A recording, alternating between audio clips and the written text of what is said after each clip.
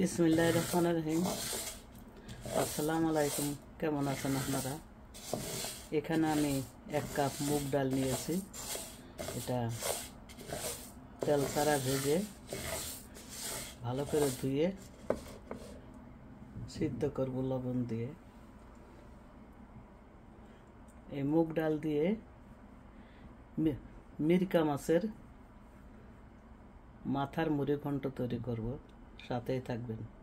2টা তেজপাতা আর 2টা শুকনা মরিচ আর লবণ দিয়ে পরিমাণ মতো পানি দিয়ে সিদ্ধ বসিয়ে দিলাম। প্রথমে মাছটা ভালো করে ধুবেন। মাছটা ধোয়ার উপরে নির্ভর করবে তরকারি ভালো আর মন্দ। যদি মাছ ধোয়া কম হয় তাহলে তরকারি গন্ধ আসবে।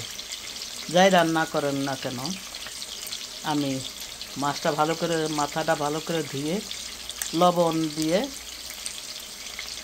পানিটা একটু বেশি রেখেছিলাম। 2-3 বার এরকম লবণ দিয়ে ধুয়ে পানির নিচে রেখেছিলাম লবণ দিয়ে।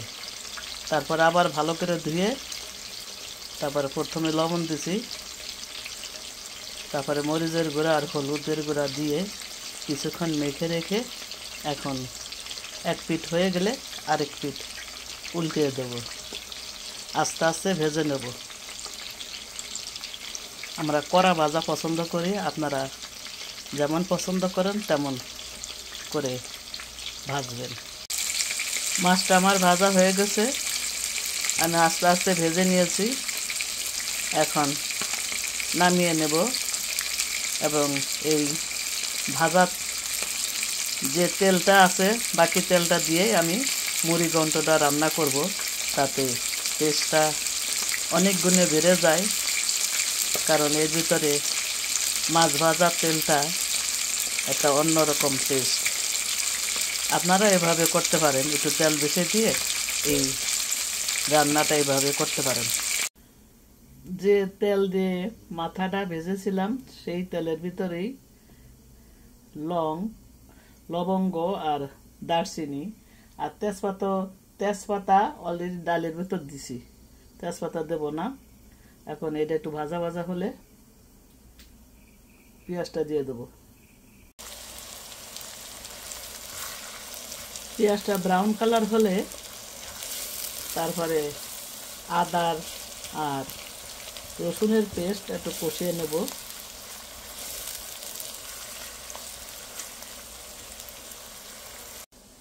মাছে রসুন বেশি দিবেন, 1 টেবিল চামচের মতন রসুন দিলাম।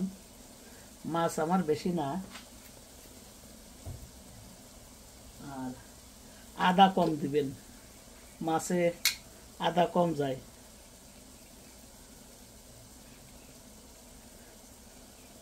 এই যে 1/2 চামচের মতন আদা দিলাম। এখন এই পেঁয়াজের ভিতরে এটা ভালো করে কষিয়ে নেব। আমি চাই না ভিডিও লম্বা হোক, কিন্তু তারপরেও কেন জানি ভিডিও লম্বা হয়ে যায়। আমি কোনো কিছু বাদ দিতে পারি না, ফাঁকিবাজি করতে পারি না, এটাই আমার অপরাধ। এই কারণেই ভিডিও লম্বা হয়ে যায়। আর আমি সুন্দর করে কথা বলতে পারি না, আমি আন্তরিকভাবে দুঃখিত। এখন এটা একটু কষিয়ে নেব, জালটা বাড়িয়ে কষিয়ে নেব। মশলাটা কষানো হয়ে গেছে। এখানে দিয়েছি 1/2 চামচ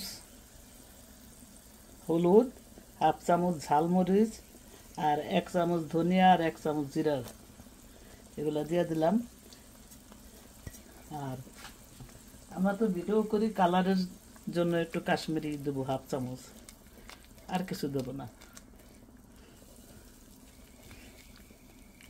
এটা একটু কষিয়ে নেব, তারপরে মাথাটা দিয়ে দেবো।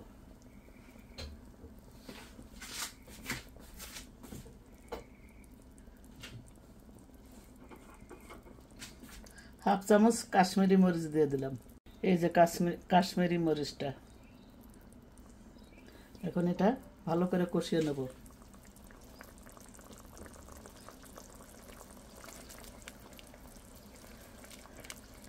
কষাতে কষাতে যখন দেখবেন যে তেল উপরে উঠে গেছে তখনই মনে করবেন যে কষানোটা পারফেক্ট হয়েছে।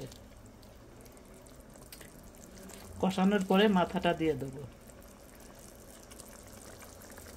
দেখেন মশলাটা কষানো হয়ে গেছে, উপরে তেল উঠে এসেছে। আমি এখন মাথাটা দিয়ে দেবো। মাথাটা একটু কষিয়ে নিলাম, বেশি নাড়াচাড়া দেওয়া যাবে না, তাহলে ভেঙে কাটা কাটা হয়ে যাবে। এখন ডালটা এর ভিতর দিয়ে দেবো। ডালটা দিয়ে একটু কষিয়ে নিয়েছি। এখন সবসময় গরম পানি দেওয়ার চেষ্টা করবেন, কখনো ঠান্ডা পানি দিবেন না তরকারির ভেতরে। এখন গরম পানি পরিমাণ মতো দিয়ে দেবো।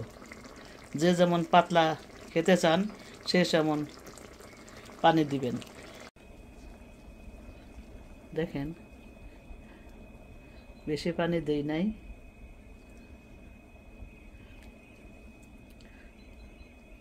কারণ মাছ তো ভাজা, ডালও সিদ্ধ করা। একটু বলক আসলে নামানোর আগে ধনেপাতা দিয়ে নামিয়ে নেব। মাথার মুড়িঘণ্ট রেডি। মুগ ডাল দিয়ে রান্না করলাম, এখন নামিয়ে নেব।